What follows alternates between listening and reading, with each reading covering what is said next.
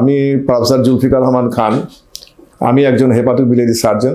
আমি বর্তমানে ever care হাসপাতালে হেপাটোবিলিয়ারি লিভার ট্রান্সপ্ল্যান্ট ডিভিশনে কাজ করছি।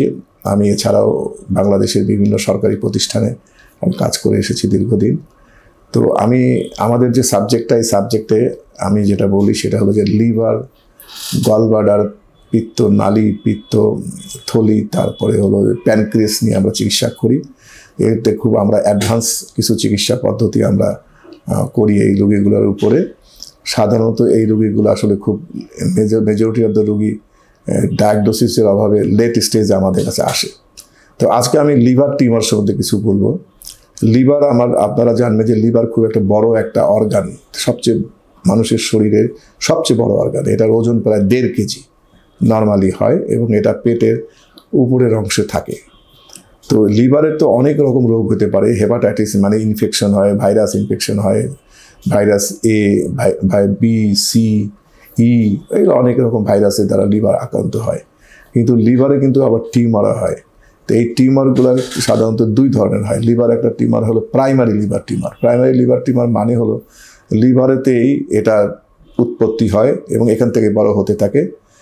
এবং সেকেন্ডারি লিভার টিউমার যেটা, সেটা আবার শরীরের অন্য কোথাও যদি অঙ্গের যদি টিউমার থাকে, যেমন লাং, স্টমাক, কোলন, এখান থেকে যদি লিভার টিউমার আবার ছড়ায় লিভারে আসে, তখন সেটাকে আমরা সেকেন্ডারি বলি। তো প্রাইমারি লিভার টিউমার মূলত নাম হলো হেপাটোসেলুলার কার্সিনোমা। খুবই ডেডলি ডিজিজ এটা। এটা যদি হয় কোনো পেশেন্টের, তাহলে পরে এটা যদি খুব আর্লি চিকিৎসা না করা যায় তাহলে খুব ফেটাল আউটকাম হয়। তো এই হেপাটোসেলুলার কার্সিনোমা অথবা প্রাইমারি লিভার ক্যান্সারের যে কারণগুলোর ভিতরে একটা হলো হেপাটাইটিস বি দ্বারা আক্রান্ত পেশেন্ট, হেপাটাইটিস সি দ্বারা আক্রান্ত পেশেন্ট, অথবা ক্রনিক কোনো লিভার ডিজিজ যদি থাকে সেখান থেকেও এই ক্যান্সারটা হতে পারে।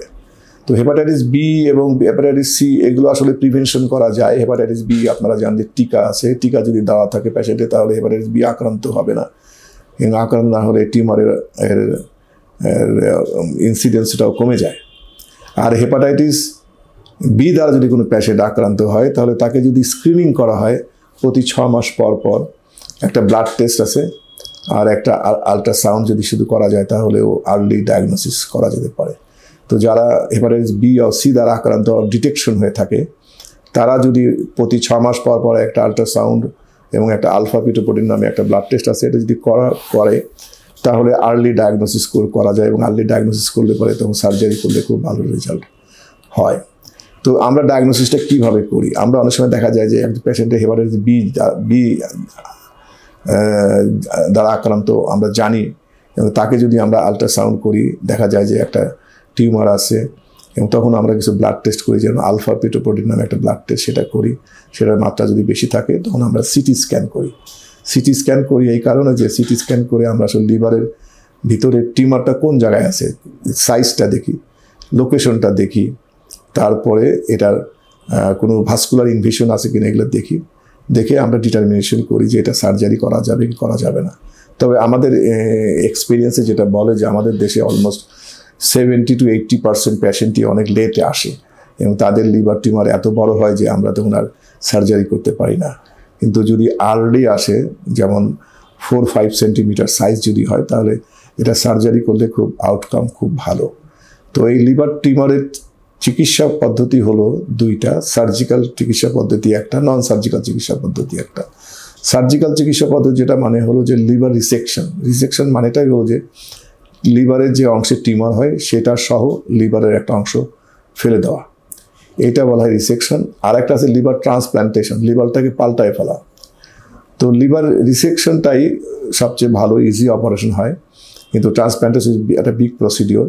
এবং এটাও আবার যদি লিভারে যদি অনেকগুলো টিউমার থাকে বিভিন্ন জায়গাতে, যেটা একটা টিউমার থাকলে যে অপারেশন করে ফেলা যায়, বিভিন্ন জায়গায় টিউমার থাকলে, ছোটো ছোটো টিউমার থাকলে এটা তো ফেলা যাবে না, তখন এটা লিভার ট্রান্সপ্ল্যান্টেশন করলে পারে ভালো হয়।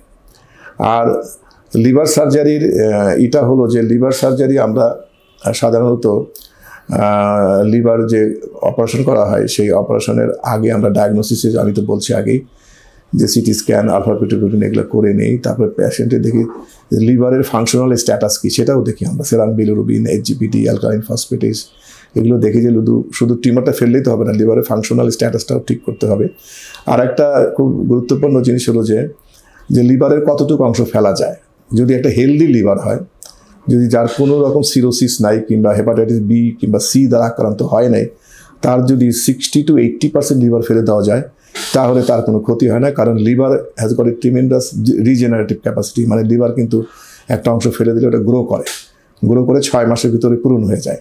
সেই জন্য হেলদি লিভারে, কিন্তু যদি লিভার যদি সিরোটিক থাকে, ফাংশনালি যদি কম্প্রোমাইজ থাকে, সেখানে টিউমারটা অপারেশন করা জটিল হয়ে যায়। সেখানে দেখতে হয় যে তার ফাংশনাল স্ট্যাটাসটা কেমন। ফাংশনাল স্ট্যাটাস যদি খুব ভালো থাকে তাহলে মেজর সার্জারি করা যায়। তো লিভার সার্জারির তো জটিলতা অনেক হইতেই পারে, কিন্তু যদি খুব কেয়ারফুলি খুব ভালো জায়গায় করা যায় তাহলে এর আউটকাম ভালো। এবং সবসময় আমরা বলতে থাকি যে যারা হেপাটাইটিস বি এবং সি দ্বারা আক্রান্ত, যারা জানে যে আমার হেপাটাইটিস বি এবং সি আছে, তারা যেন প্রতি 6 মাস পর একটা করে আলট্রাসাউন্ড অ্যান্ড আলফা ফেটোপ্রোটিন টেস্ট করায়, সো দ্যাট ডায়াগনোসিসটা যেন আর্লি হয়।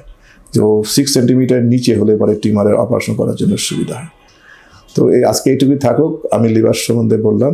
পরবর্তী সময় যদি আরও কোনো কোশ্চেন থাকে আমাদের সাথে যোগাযোগ করতে পারেন, আমরা তখন আরও আপনাদেরকে ডিটেইলস আলোচনা করতে পারবো। ধন্যবাদ।